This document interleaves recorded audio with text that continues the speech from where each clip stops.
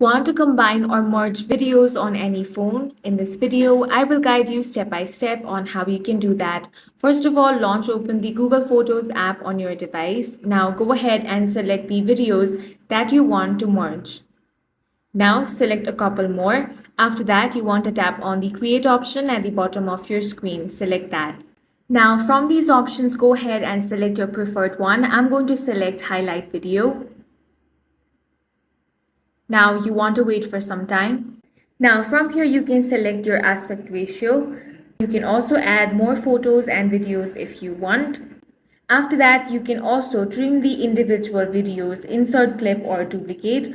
You can also add music if you want. You can add it from My Music, Theme Music, or you can leave it to No Music as well. Once you're happy, you want to tap on the Save option at the top of your screen, and in this way you can easily merge videos on any phone. If you found this video useful, make sure to hit the like button and subscribe for more videos like this.